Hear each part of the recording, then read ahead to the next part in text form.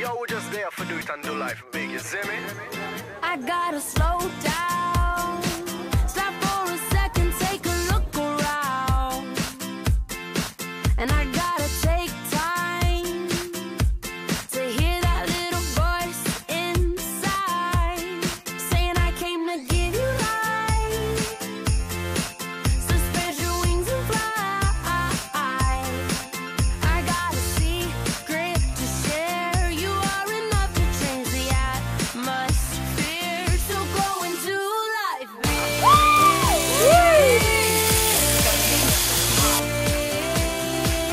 I wanna do life big.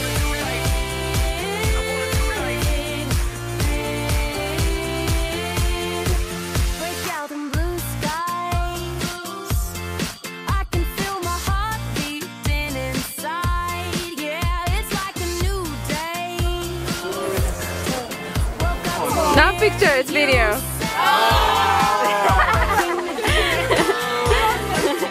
spread your wings and fly. Now go and show no fear. You are enough to change the atmosphere. So go into life big.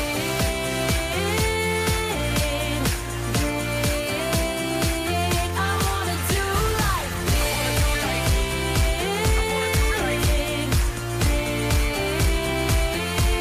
Oh, I wanna love, wanna give every day I live. I wanna do life big. I wanna love, serve and give every chance I give. I wanna do life big. I wanna love, wanna give Hola. every day I live. I wanna do life big. I wanna love, serve and give every chance I give.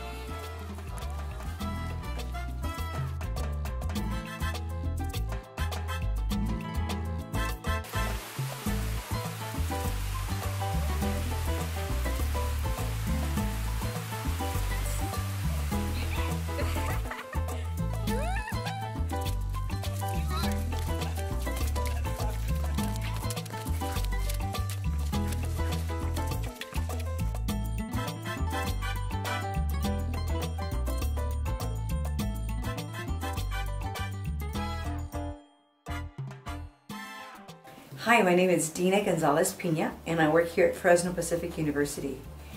Part of my work at the university has been about empowering students. And as you well know, Fresno Pacific is about empowering students and transforming lives.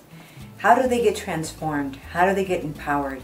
Well, one of the very most amazing special ways that this happens is when we lead students in a cross-cultural tour.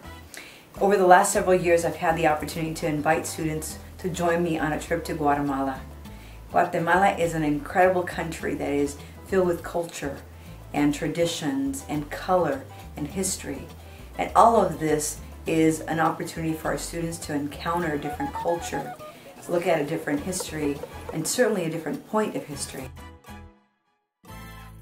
When we travel to Guatemala, our students have an opportunity for 4 weeks to encounter this culture by living with families and then daily coming to the seminary called Semilla, where they take 2 courses that help them understand the history of Guatemala and the issues of conflict and peacemaking. Poverty is a self-fulfilled prophecy. You are born poor, you will remain poor. The Latino will not be a Guatemalan until he or her accepts his Indianhood. Part of it is the Maya spirituality. It's because the Mayan calendar, 1 month has 20 days, and 1 day is one ceremony. There are 20 different ceremonies. The rooster was sacrificed by the indigenous people. Something different, but I liked it because it's something traditional, something they do to honor God.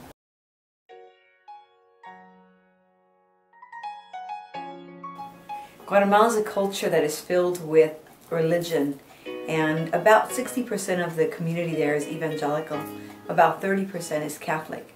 So with 90% of the population, why is it that it experiences so much violence? And so we encounter and we wrestle with these ideas and these questions in this part of history. We visit places like Santiago Atitlan, Panajachel, Antigua, Coban. These places are all filled with indigenous communities, and it is exactly where the transformation happened, when we encounter people who have survived war, whose families disappeared, and who are finding ways of finding hope and moving on.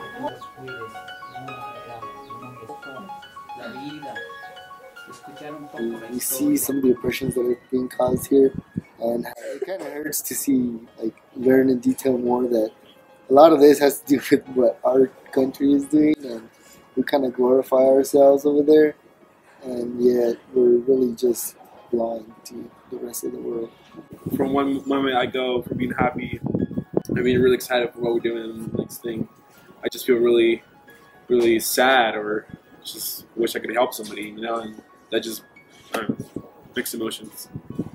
This country is, they don't have a lot financially and they're completely oppressed and all of that, but they have love, they have hospitality, and they're genuinely better than the United States will ever be in terms of heart. And that alone, so it's like a thumbs down in terms of that's who I used to be, but thumbs up in terms of this is like who I now want to be.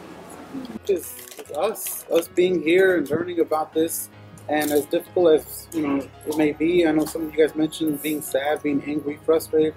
We're here learning about it, and we can do something about it. We're in a position that we're a little bit more privileged, a little bit more comfortable, and at a place where our voices can go maybe a little bit further because of the place where we live in.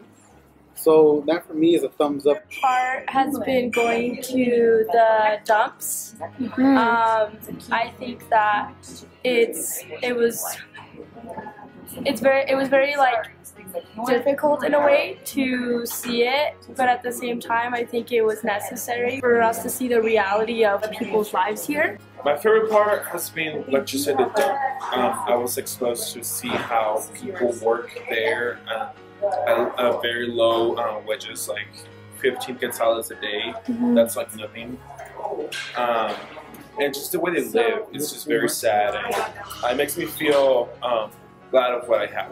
Well, I'm a pastor's kid here, so I'm learning how to adjust to that. It's really good.